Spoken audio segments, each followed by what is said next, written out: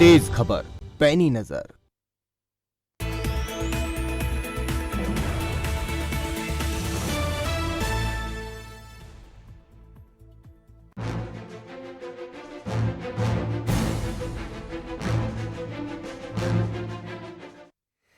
नमस्कार, सवाल आपका देख रहे हैं आप और मैं हूं आपके साथ शमशेर सिंह।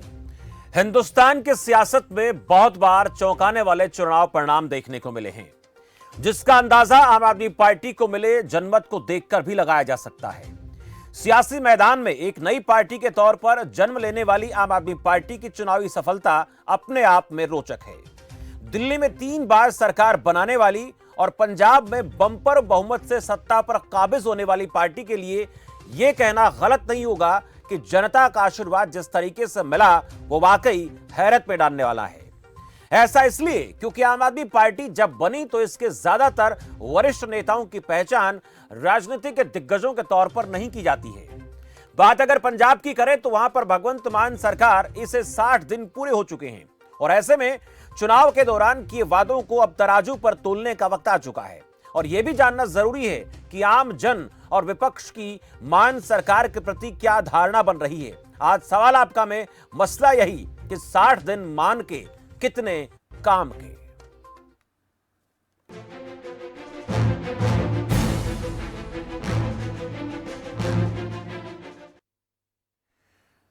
भगवंत मान सरकार के कार्यकाल के 60 दिनों के काम का ब्यौरा तो हम आपको ग्राफिक्स के माध्यम से देंगे ही, लेकिन इन 60 दिनों के कार्यकाल के दौरान सरकार लगातार विपक्ष के निशाने पर रही है, जिनमें सबसे महत्वपूर्ण मसला खालिस्तानी समर्थकों का एक बार फिर सक्रिय होना और आतंकवादी घटनाओं को अंजाम देना रहा।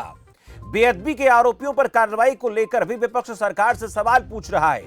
दिल्ली से रिमोट कंट्रोल से सरकार चलाने का आरोप भी लगातार मान सरकार के लिए चुनौती बना हुआ है।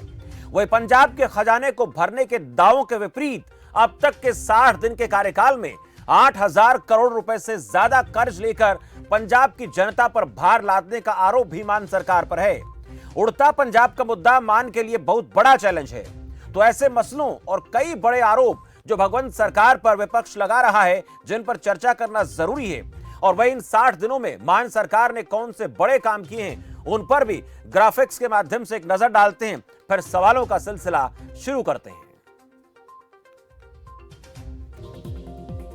मान सरकार के 60 दिन, एक विधायक एक पेंशन, मान सरकार का बड़ा फैसला। सिर्फ विधायकों और नेताओं से वापस ली गई अधिक सुरक्षा। सीएम मान ने 25,000 सरकारी नौकरियों को मंजूरी दी है। 300 यूनिट बिजली मुफ्त देने का निर्णय सरकार ने लिया है। 1 जुलाई से हर महीने 300 यूनिट बिजली फ्री मिलेगी। किसानों को 101 करोड़ रुपए से ज्यादा की राशि जारी की गई है। मुक्तसर में नरमे की खराब फसल पर 41.8 करोड़ की मुआवजा राशि मंजूर की गई है। 35,000 अनुबंधित कर्मचारी को नियमित किया गया है। जेलों में वीआईपी कल्चर खत्म करने का ऐलान किया है मान सरकार ने। जेलों में फैली अव्यवस्था को सुधारने के लिए तलाशी अभियान भी तेज किए जा रहे हैं। भ्रष्टाचारियों के खिलाफ एंटी करप्शन हेल्पलाइन की शुरुआत की है सरकार ने। अपराध रोकने के लिए एंटी गैंगस्टर टास्क फोर्स का गठन किया है। एसपीडीसी को गैंगस्टर्स के खिलाफ कार्रवाई के निर्देश दिए हैं। पंचायती जमीनों से अवैध कब्जे हटवाने का काम लगातार चल रहा है। पंजाब में निजी स्कूलों के फीस बढ़ाने पर रोक लगाई है। वर्दी और किताबें खरीदने के लिए विवश किए जाने पर पाबंदी सरकार ने लगाई है। विधायकों को आमजन के लिए 24 घंटे उपलब्ध रहने के भी आदेश दिए हैं। फील्ड में जाकर अधिकारियों को शिकायतें सुनने का आदेश दिया गया है। सभी सुधार केंद्रों को दुरुस्त करने के भी निर्देश दिए गए हैं। घर घर राशन पहुंचाने की स्कीम को मंजूरी। तो ऐसे और भी कई बड़े फैसले हैं जो मान सरकार के 60 दिन के कार्यकाल में किए गए हैं। लेकिन आज इन कामों को लेकर तो बात करेंगे, साथ में विपक्ष ने जो आरोप लगाए वो भी चर्चा का विषय रहेगा। लेकिन उससे पहले कुछ सवाल हैं, वो सवाल आपको एक एक करके दिखाते हैं, फिर चर्चा को हम आगे बढ़ाते हैं। पहला सवाल, 60 दिन मान के कितने काम के, आपकी नजर में कितना बेहतर काम हुआ, आप बता सकते हैं कार्यक्रम में। विपक्ष का वार रिमोट की सरकार का, रिमोट कंट्रोल से सरकार चल रही है, इसको लेकर आप क्या सोचते हैं। बॉर्डर स्टेट है, लेकिन इसको लेकर मान सरकार कितनी अलर्ट है, कितनी अपडेट है, ये भी सवाल बड़ा है। आपके मन में कुछ सवाल ऐसे चल रहे हैं तो आप भी सवाल उठा सकते हैं कार्यक्रम के जरिए, क्योंकि आपका अपना मंच है, आपका अपना कार्यक्रम है और इस कार्यक्रम के जरिए आपकी बात सरकार तक, आम जन तक पहुंचेगी और आपको ये लगता है अच्छा काम किया तो भी आप बता सकते हैं, और आपको ऐसा लगता है कि और ज्यादा काम करने की जरूरत है, वादों पर खरा उतर पाने में कामयाब हुई है कि नहीं हुई है, ये भी आप इस मंच के जरिए बात अपनी साझा कर सकते हैं। लेकिन हम जो इस वक्त बात करेंगे, हमारे साथ दो खास मेहमान हैं। अहबाब ग्रेवाल हैं, प्रवक्ता आम आदमी पार्टी से। ग्रेवाल साहब, बहुत स्वागत है आपका। और प्रदीप मान मेरे साथ हैं, प्रवक्ता कांग्रेस पार्टी से। मान साहब, आपका भी बहुत बहुत स्वागत है। मैं पहला सवाल अहबाब ग्रेवाल से करना चाहूंगा। ग्रेवाल साहब, 60 दिन मान सरकार के कार्यकाल को लेकर बात करें तो कंप्लीट हो चुके हैं, और बहुत से ऐसे बड़े काम सरकार की तरफ से करने का दावा किया गया था। उनमें से कुछ बातें हमने ग्राफिक्स के माध्यम से दिखाई हैं।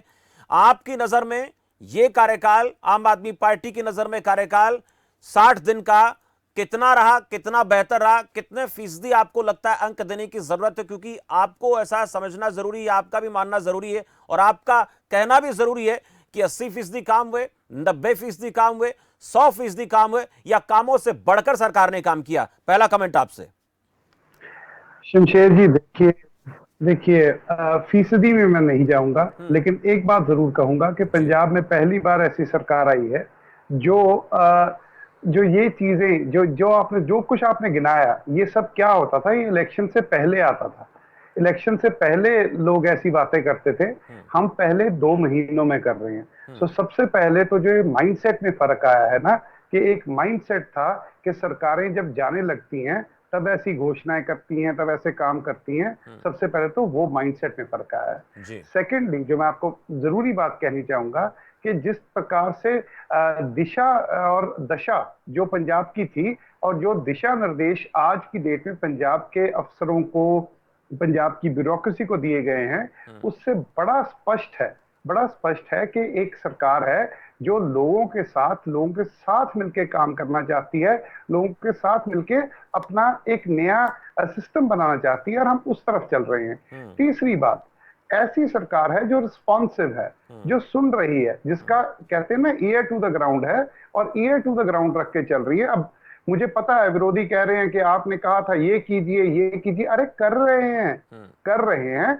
25 साल में जो कुछ आप लोग नहीं कर पाए, हम आज वो उस सब कुछ कर रहे हैं, उसको कंप्लीट कर रहे हैं, उसे पूर्ण कर रहे हैं। और चाहे वो किसानी हो, चाहे वो इंडस्ट्री हो, चाहे वो नौजवान हो, चाहे वो बेरोजगारी हो, 36,000 जो आपके बताने के मुताबिक जो कच्चे मुलाजिम से उन्हें पक्का करना किया गया है, जो लगभग 25,000 के आसपास नौकरियां जो थी, जो नई निकालने वाली थी, वो निकाली गई हैं। एक मूंगी डाइवर्सिफिकेशन की तरफ पहला कदम ये उठाया गया है कि मूंगी पे एमएसपी दी गई है, और उसको मार्केट से जोड़ेंगे। इंडस्ट्री के लिए हमने बार बार कहा है कि इंडस्ट्रियलिस्ट को कि जो भी कोई आपत्ति आती है हमें बताइए, हम उसका फैसला करेंगे। तो पंजाब में एक रिस्पॉन्सिव सरकार आई है, जो सरकार पहले दिन से लोगों को पूछ रही है कि बताइए क्या करें, और हम आपकी मदद करने के लिए तैयार हैं। तो मैं समझता हूं कि ऐसी सरकार मैंने नहीं कभी देखा कि आने के 60 दिन के बीच में इस प्रकार से लोगों से वार्तालाप हुआ हो और लोगों से फीडबैक ली हो। ठीक है ग्रेवाल साहब, मैं आ रहा हूं आपके पास। आपने कहा कि आपकी नजर में 60 दिन में बेहतर काम सरकार ने किया है, और आपका यह भी कहना है कि इससे पहले आपको नहीं लगता कि इस तरीके के काम जो है वो किसी ने किए हैं। मेरे साथ प्रदीप मान साहब भी हैं। मान साहब, कांग्रेस पार्टी है, विपक्ष है, विपक्ष की पूरी नजर सरकार के कामकाज पर है, लेकिन आपसे जरा मैं समझना चाहूंगा इन 60 दिनों में मान सरकार ने क्या किया? मैं अहबाब ग्रेवाल की बात भी आगे बढ़ाता हूँ। हमने भी ऐसी सरकार नहीं देखी है आज तक जिसने पहले ही 60 दिनों में 8,000 करोड़ का नया कर्ज ले लिया है, वो भी ब्याज पे 7.84% ब्याज पे लिया है। तो शमशेर जी, एक दिन का 140 करोड़ बनता है। अगर कर्ज की बात करेंगे एक दिन का, तो साल में आप मल्टीप्लाई कर ले तो कितना हो जाएगा। मैं भी आम आदमी पार्टी की जो इनकी उपलब्धियां हम भी गिना देते हैं। पहले तो पंजाब में 30 से 35 कबड्डी प्लेयर्स का शरेआम कत्ल हो चुका है। पटियाला में इतनी बड़ी हिंसा हुई, मोहाली में टीएनटी का यूज हुआ, आरपीजी यूज हुआ, अटैक हुआ इंटेलिजेंस विंग के, ये भी इनकी एक उपलब्धि है। 24 किसान आज तक आत्महत्या कर चुके हैं पंजाब में। केजरीवाल साहब ने बोला था कि फरवरी में इलेक्शन होंगे, मार्च में रिजल्ट आएगा, 1 अप्रैल से कोई भी किसान आत्महत्या नहीं करेगा। आज 24 किसान आत्महत्या कर चुके हैं। इसकी दोषी आम आदमी पार्टी सरकार है। और आपने देखे कि जो पन्नू है एफडी के, जो सिख फॉर जस्टिस के पन्नू है, वो कनाडा में बैठ के बोलते हैं कि हम खालिस्तान की मूवमेंट को बढ़ावा दे रहे हैं। एक भी बयान अभी तक केजरीवाल जी का नहीं आया, भगवंत मान जी का नहीं आया। आज ही देख लीजिए शमशेर जी, कल भी लोक मिलनी के नाम पे आपने ये बोला इनकी एक उपलब्धि है कि कोई भी जो है आम जनता है वो चंडीगढ़ नहीं आएगी। इनका ऑन एयर ये बयान था, भगवंत मान साहब का, बोल रहे थे कि एमएलए को इंस्ट्रक्शन दे रहे थे कि आप जाके गाँव में सत्थों में जाके वहां से सरकार चलेगी, लोगों को काम करने हैं। और कल ही यू टर्न लिया, ये तो यू टर्न वाली सरकार है, यू टर्न लेके वहां बुलाया, मैनेजमेंट मिसमैनेजमेंट। आज किसानों ने मोहाली में, आज सारे किसानों ने इनको घेरा हुआ है। मोहाली जैसे सिंगू बॉर्डर का नजारा था ना दिल्ली में, 14 महीने किसान वहां बैठे रहे थे, आज पंजाब में वही सेम हालात है और किसान वहां बैठे हैं। किसानों का इतना बुरा हाल है। करप्शन की बात कर रहे हैं, ये बोल रहे थे, आपने बोला एंटी टास्क फोर्स नहीं है, वो मैंने आपको बता ही दिया, कत्ल है जो इन्हें हेल्पलाइन जारी की थी एंटी करप्शन की। इनके एक एमएलए अमरगढ़ के एसबीआई के घपले में 40 करोड़ का घपला उन्होंने किया है, वो भी सामने आया है, जनता के सामने आया है। ठीक है, तो ये बिल्कुल सही है, जो कठपुतली है, ये कठपुतली होती है ना ऐसे, ये केजरीवाल की कठपुतली है मान साहब। ठीक है मान साहब, आपकी बातों का जवाब ग्रेवाल साहब भी देंगे, लेकिन एक तरफ तो आपने ग्रेवाल साहब को सुना और दूसरी तरफ आपने प्रदीप मान को सुना। आप जनता क्या कहती है उनसे जान लेते हैं। मेरे साथ असके सचदेवा दिल्ली से हैं। सचदेवा साहब, बहुत स्वागत है आपका। हेलो शमशेर जी, नमस्कार सर। नमस्कार, क्या हाल चाल है? बहुत बढ़िया सर। शमशेर जी, ऐसे है जी, मान सरकार के जो निर्णय हैं वो अच्छे हैं, प्रशंसा के लायक हैं जी, लेकिन अभी उस पे टिप्पणी करना, नंबर देना बहुत जल्दबाजी होगी जी। अब ये कांग्रेस वाले कह रहे हैं जी उन्होंने ये किया वो किया, इनका काम तो ये है कि किसी तरीके क्रिटिसाइज करना। इनसे ये पूछा जाए, कांग्रेस की गवर्नमेंट क्या दिल्ली से नहीं चलती? राहुल गांधी सोनिया गांधी के इशारे से कठपुतली वहां नहीं है? उसके अलावा अगर आज बीजेपी का प्रवक्ता होता तो वो एक बहुत अच्छा हो जाता, क्योंकि इनकी नीयत साफ है आप वालों की। लेकिन दिल्ली में केजरीवाल कुछ करना चाहता है तो दिल्ली की सेंट्रल गवर्नमेंट सरकार नहीं करने देती, और उसके ऊपर एक नया राइटर बिठा रखा है एलजी ऑफ दिल्ली, जो कोई भी फाइल नहीं करता क्लियर किसी प्रकार की। भाई जब उसके बाद लैंड पुलिस ये है महकमे, तो फिर सर्विसेज ने बाकी चीजों में दखल अंदाजी क्यों है उसकी? भाई अगर दिल्ली गवर्नमेंट कोई पॉलिसी भी बनाती है, कोई कमेटी की जांच रिपोर्ट इंप्लीमेंट करने को बोलती है, तो वो तो एलजी करने नहीं देता। हर चीज में तो वो दिल्ली के एलजी अपना कानूनबाजी करते हैं, काम नहीं करते, सिर्फ एंजॉय कर रहे हैं। आफ्टर रिटायरमेंट जितने भी आईएएस हैं, आईपीएस हैं, सबको कहीं ना कहीं बिठा दिया जाता है, वो पूरी जिंदगी ऐश करते हैं। ये हमारा दिल्ली का एलजी सबसे मेन हर्डल है, जो दिल्ली गवर्नमेंट को काम नहीं करने देता, जो चुनी सरकार है। ठीक है, सिर्फ पब्लिक को बेवकूफ बनाया जा रहा है, कुछ नहीं कर रहे। कांग्रेस वाले क्या राहुल गांधी सोनिया की इशारे पे नहीं चलते? सचदेवा साहब, शुक्रिया, आपने कई अहम बातें कही, उनका जवाब दोनों प्रवक्ताओं से लेंगे। लेकिन इस बीच लज्जाराम भी मेरे साथ है अम्बाला से। आ रहा हूँ आपका मान साहब। लज्जाराम जी, स्वागत है आपका। हाँ, राम राम शमशेर भाई। सर राम राम। अच्छा, पहला तो मेरा ये है कि मान साहब ने जो काम किया विधायकों की पेंशन जी, लज्जाराम जी एक बार फिर से अपनी बात आप दोहराएंगे? मैं सुन नहीं पाया, एक बार फिर से आप कहिए, क्या कहना चाह रहे थे? बाबूजी, मैं ये कह रहा हूँ कि जो पंजाब के चीफ मिनिस्टर मान साहब ने विधायकों की पेंशन कट करके एग्जाम्पल दिया, तो ये कांग्रेस और बीजेपी क्यों नहीं दे सकती? ये भी कांग्रेस की सरकार भी तो 2 राज्यों में, राजस्थान में, छत्तीसगढ़ में, बीजेपी की तो बहुत 17 राज्यों में। दूसरी बात, जो कर्जा है, जो 300-350 करोड़ का कर्जा पंजाब की जनता पे है, वो कांग्रेस की और अकालियों की देन है।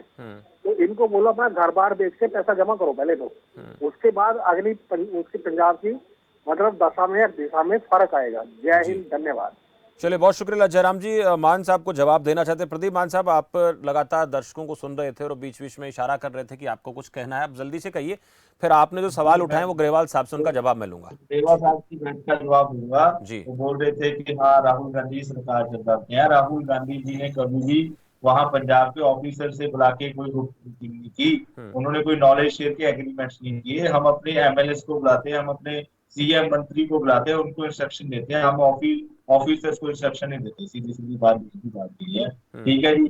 तो ये भगवंत मान साहब ने कुछ जो फैसला विधायक के वन पेंशन वन रैंक किया है, ठीक है, ये अच्छी बात है, उन्होंने अच्छा फैसला लिया है, इसकी हम सराहना भी करते हैं। पर मान साहब से भी मैं एक बात पूछना चाहूंगा, वो खुद 2 बार एमपी है, वन रैंक वन की बात करते हैं। क्या एमपी की अभी वो पेंशन ले रहे हैं? उन्होंने वो भी स्किप कर दी है। क्या दिल्ली वाला घर छोड़ा है उन्होंने? एमपी की पेंशन भी ले रहे हैं ना। अगर एक काम कर रहे हैं तो वन रैंक वन पेंशन लें, और विधायक की लेना। ठीक है, मैं पूछता हूँ। ये बात मुझे लगता है ग्रेवाल साहब को इसकी पूरी जानकारी होगी। एक दर्शक मेरे साथ है, करीम खान जी, मध्य प्रदेश से, नियमित दर्शक हमारे हैं। करीम खान जी, स्वागत है आपका। जी नमस्कार सर। नमस्कार जी। तमसे साहब, मैं कहना चाहता हूँ जी, ये जो सत्ता में पार्टियां हैं, ये लोगों को क्या फोकट खोर बना के छोड़ेगी? देश कैसे चलेगा? जी। मैं आप पार्टी से पूछना चाहता हूँ, बिजली का बिल ज्यादा नहीं, लिमिट से कम लीजिए, वहां तक ठीक है, देश चलना भी चाहिए। और कांग्रेस के प्रवक्ता से मैं कहना चाहता हूँ कि भैया कम से कम अपने, कभी तुम्हारी राहुल गांधी से मुलाकात हो, बात हो, तो उनसे कहिए अपने प्रवक्ताओं को कुछ चैनलों पे जाके डिबेट में बैठना छोड़ दें, क्योंकि उन्हें जवाब देना नहीं आता। जितनी तत्परता से बीजेपी के कार्यकर्ता जवाब देते हैं, आपके प्रवक्ता जवाब देते हैं, उतनी मुस्तैदी से आपको देना चाहिए। जितना नीचे गिर के वो तुमसे बात करते हैं, उतना नीचे गिर के आपको भी बात करना चाहिए।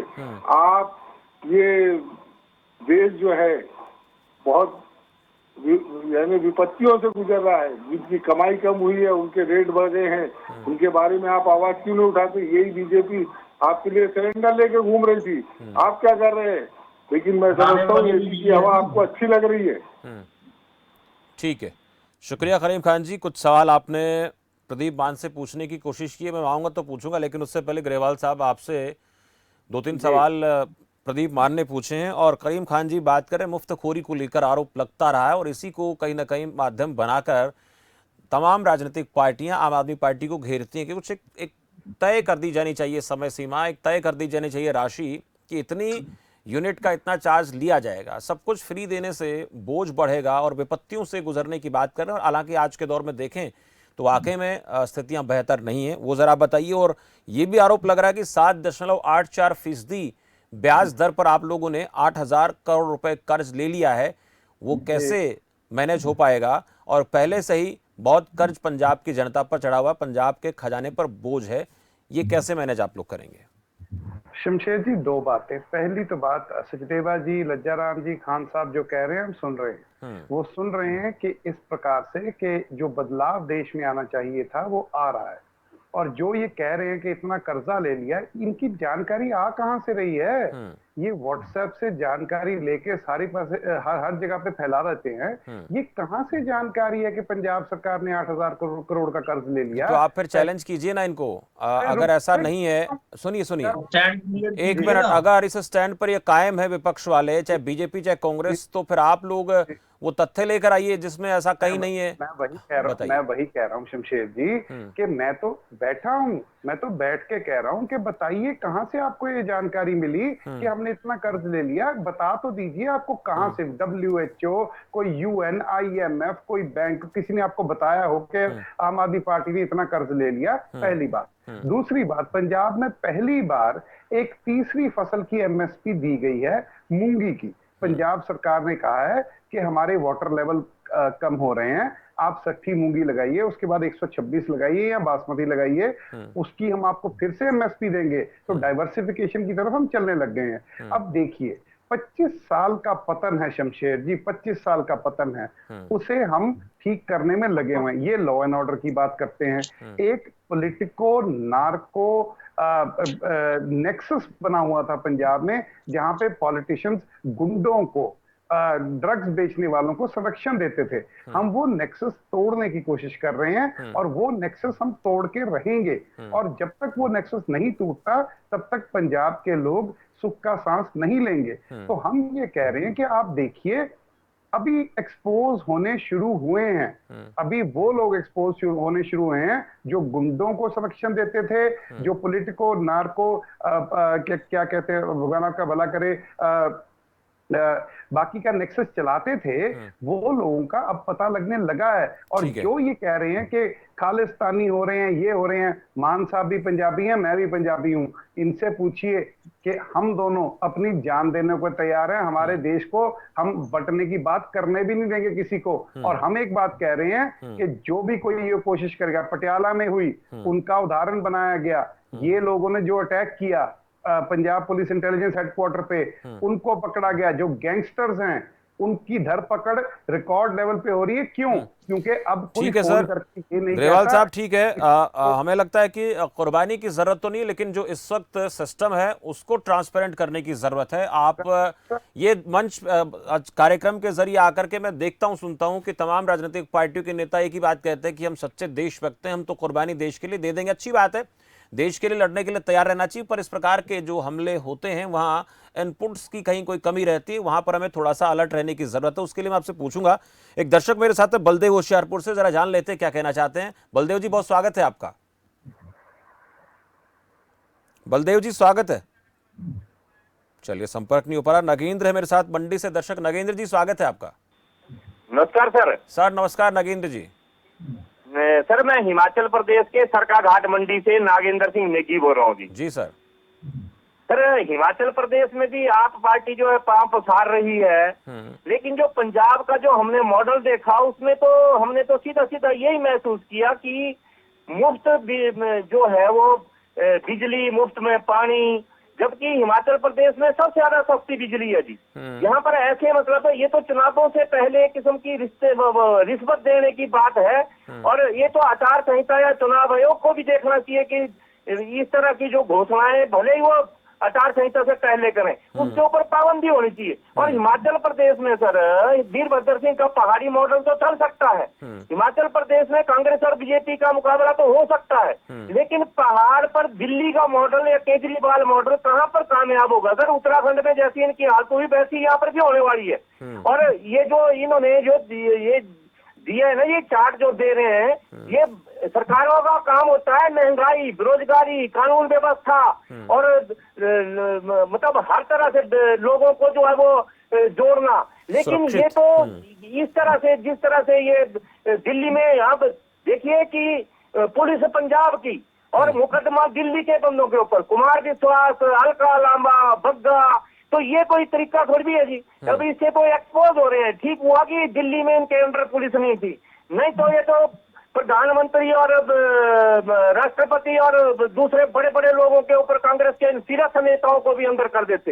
ये तो बिल्कुल गलत है ना सर। इससे तो नगेंद्र जी शुक्रिया, आपने भी कई सवाल आम आदमी पार्टी से पूछे हैं। मैं मान साहब आपके पास आऊं, मैं चाहूंगा कि एक बार इस सवाल का जवाब ग्रेवाल साहब से ले लेते हैं। ग्रेवाल साहब, जो नागेंद्र जी बात कर रहे थे, इस पर लंबा अगर खींचूंगा तो फिर क्वेश्चन बड़ा हो जाएगा। आपने सब सुन ही लिया, थोड़ा सा कमेंट इस पर रोशनी इस पर डाल दें आप, उसके बाद मान साहब के पास जाना है। छोटा सा कमेंट शमशेर जी ये है, नेगी भाई, बिजली एक तरफ है, आप सरप्लस स्टेट हैं, शिक्षा, हेल्थ केयर सबको चाहिए नेगी जी, पहली बात। दूसरी बात रही केसेस की, पंजाब में राजनीति होती थी बदलाखोरी की, पंजाब में ऐसा कुछ नहीं हो रहा। लेकिन जो लोग ये कहेंगे कि अब ये तो देश तोड़ रहे हैं, ये तो फलां कर रहे हैं, ढमकां कर रहे हैं, आप क्या सोचते हैं हम उन्हें बोलने दें, हम उन्हें कहने दें जो ये कहते हैं। तीसरी बात जो मैं सबसे जरूरी कहता हूँ, हिमाचल मेरा ननिहाल है सर, मैं सोलन में पैदा हुआ, मेरी माँ सोलन में पैदा हुई, मेरा ननिहाल है सोलन हिमाचल। और मैं एक बात हिमाचल वालों को कहना चाहता हूँ